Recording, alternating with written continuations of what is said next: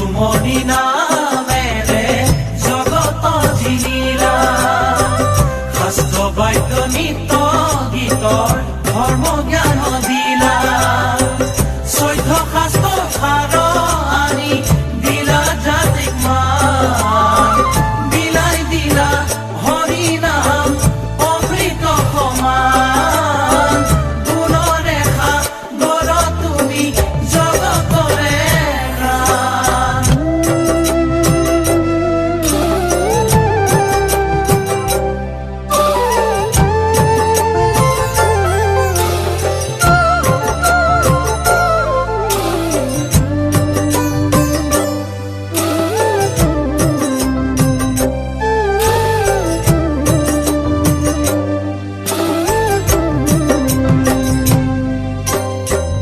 বৈকুণ্ঠত আছিল